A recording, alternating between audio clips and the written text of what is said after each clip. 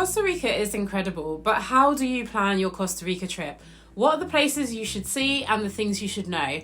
I'm Juliana from thediscoveriesof.com, and this step-by-step Costa Rica travel guide covers all you need to know to plan a trip to this stunning country.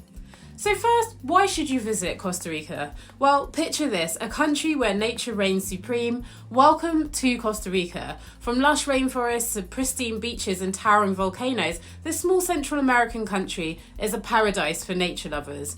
I've been to Costa Rica several times, most recently on a 3-week trip to Corcovado National Park and Manuel Antonio National Park, and each trip has been pretty spectacular, and I want to help you do the same.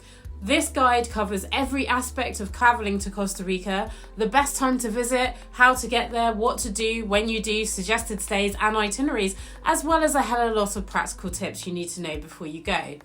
So let's kick things off with the top things to do in Costa Rica. First is Corcovado National Park. Now, you won't find Corcovado National Park at the top of many lists in Costa Rica travel guides, but hear me out. Corcovado is an incredible destination and one I recommend prioritising for your Costa Rica trip if you want an incredible wildlife-centred experience.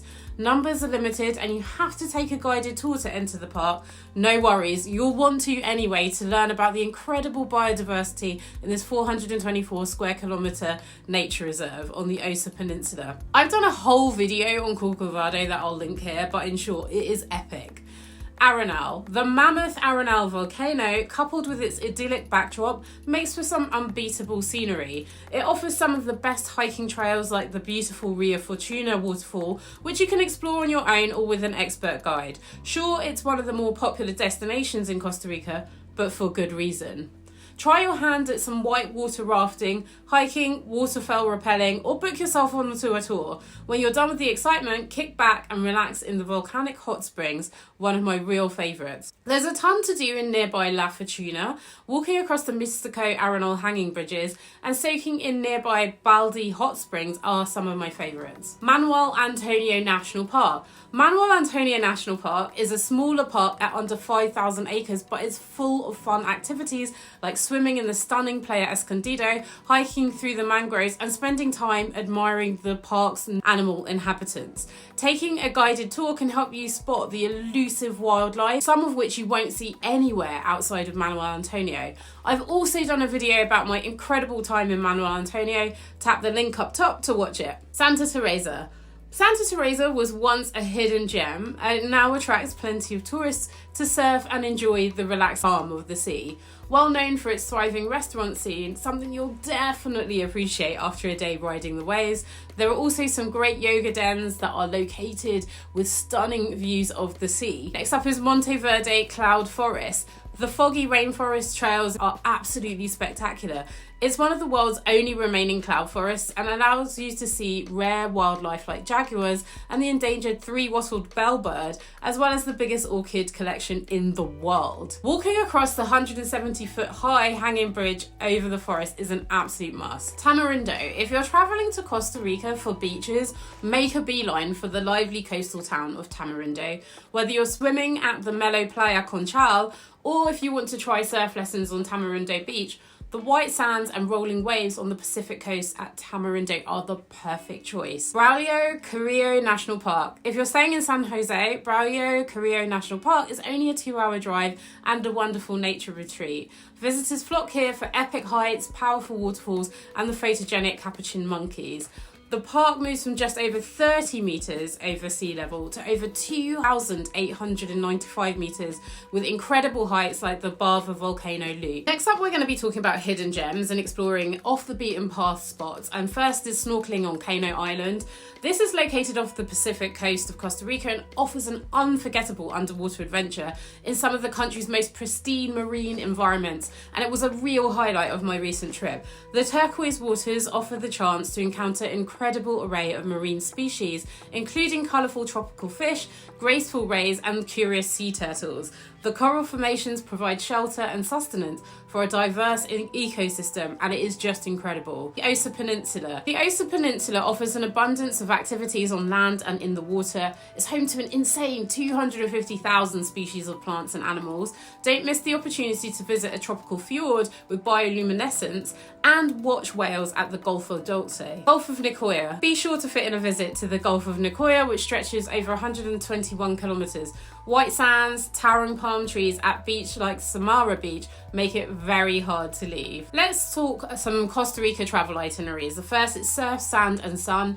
You're going to want 2 to 3 weeks for this, and you're covering Tamarindo, Playa Conchal, Playa Casera, Punta Arenas, Playa Manuel Antonio, Drake Bay, and Parque National Corcovado. This sounds like a lot, but you'll drive down the Pacific coast and around the Gulf of Nicoya to discover some of Costa Rica's best beaches. Next up is a national park tour, and you'll want 14 to 18 days for this. So you'll start in Braulio Carrillo National Park, then on to Arenal, Parque Nacional Manuel Antonio, Corcovado, and then Refugio Nacional Gandolfo Manzanillo. You'll see the vast rainforests, volcanoes and beaches of Costa Rica's national parks, and it will be incredible.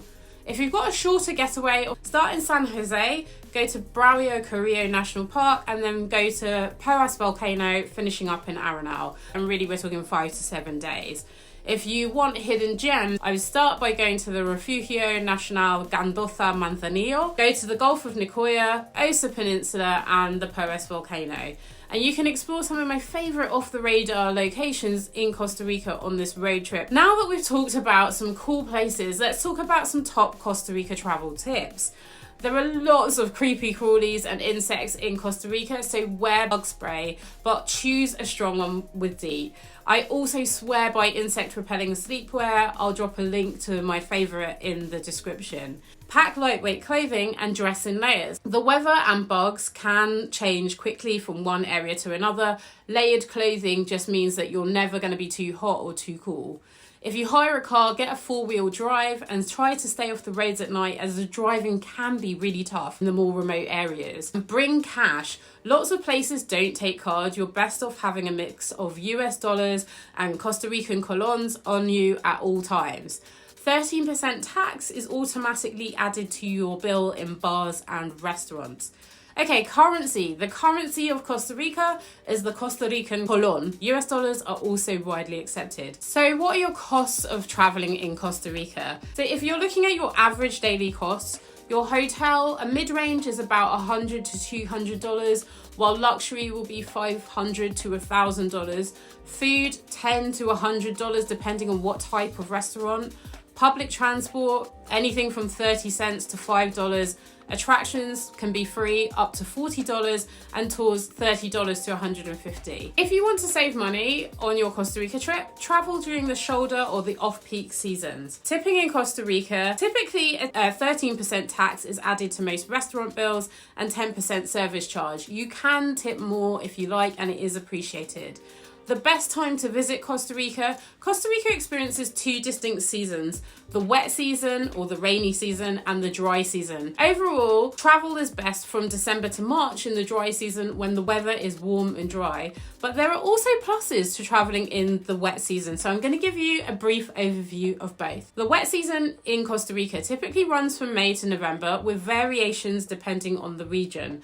During this time, the country experiences higher levels of rainfall, particularly in the afternoons and the evening. It's characterized by lush green landscapes and abundant wildlife, and fewer crowds. While the rain showers are common, they're usually quite short-lived and followed by sunny weather. So don't think it's going to be raining all day, it's really not. The wet season is an excellent time for nature enthusiasts, as it coincides with the breeding and nesting seasons for many species of wildlife. Despite the rain, outdoor activities such as hiking, rafting and waterfall chasing can still be enjoyed, although trails may be muddy and rivers may be swollen, so really do check because it will vary from location to location. Dry season, so that's December to April, it is the peak tourist season, so the prices are higher during this season and there are definitely going to be more visitors on the beaches, national parks, and doing outdoor activities. With clear skies and warm temperatures, the dry season is ideal for activities such as surfing, snorkeling, ziplining, and hiking. Wildlife viewing during the dry season can be a bit more challenging depending on your location, as animals may retreat to shaded areas or seek water sources. Popular destinations like Manuel Antonio and Guanacaste can get really crowded during this time, and accommodation is definitely more expensive. Okay, so what should you pack for your Costa Rica trip? You shouldn't forget a few key essentials. Anti-insect sleepwear will help protect you from mosquitoes. Trust me, this really has saved me a couple of nights. You'll want water shoes because there are a lot of wet landings where you land directly into the water on the beach. Some rugged hiking boots for the hikes, particularly if you're going during the wet season. You want swimsuits for beaches, a waterproof bag. I would suggest a 2-litre water bladder for hiking, and a lightweight day pack is perfect for carrying your items around between hikes and beach times. So those are really the top things that I would say that you need to pack for your Costa Rica trip. So next up is time zones. So your time zone in Costa Rica is GMT -6 year round. There's no daylight savings time in Costa Rica. Electricity and adapters. Costa Rica runs on 110 volts with type A and type B plugs, so you'll need a universal travel adapter if you're traveling from Europe, but you won't need anything if you're traveling from North America. There are no specific vaccinations that you'll need for Costa Rica. If you're up to date on your standard vaccines, that's pretty good. There is dengue and Zika, so make sure that you're covering up and you're wearing bug spray and long sleeves where possible. The tap water in Costa Rica is safe nearly anywhere to drink, and so you should bring, like I said, a refillable water bladder, refillable water bottles, and in fact in a lot of the national parks that is the only thing that you're going to be allowed to bring in.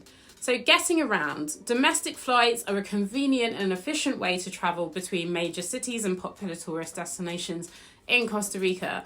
Sansa and Nature Air are the two main airlines that operate domestic flights, offering routes to destinations such as San Jose, Liberia, Quepos for Manuel Antonio, Tamarindo and Puerto Jimenez for the Osa Peninsula. Flights are relatively short, so they're ideal for travellers looking to maximise their time and minimise travel distances, but obviously from an environmental perspective, there are better ways to travel, so do consider that. Buses. Public buses are a cost-effective and popular mode of transport for both locals and tourists in Costa Rica. The bus network covers most major towns and cities, with routes connecting urban centres to rural areas. Buses vary in terms of comfort and amenities, with options ranging from basic local buses to more comfortable air-conditioned tourist buses for longer journeys.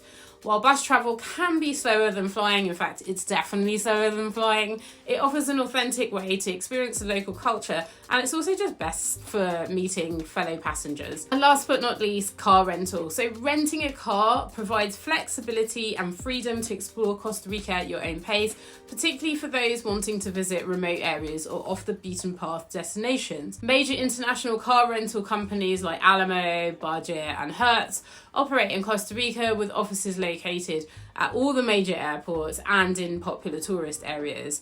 We did rent a car during our most recent Costa Rica trip, and it really helped. Costa Rica's road network is generally well maintained, although there are some rural roads that are unpaved or super challenging to navigate, especially during the rainy season. Driving in Costa Rica requires a valid driver's license from your home country and familiarity with local traffic laws and road conditions. So there we are, your in-depth Costa Rica travel guide. I'm Juliana from the Discoveries of. Got any Costa Rica travel questions? Drop a comment and I'll help you out. Subscribe for more practical travel guides and more of my Costa Rica adventures. Enjoy your Costa Rica trip.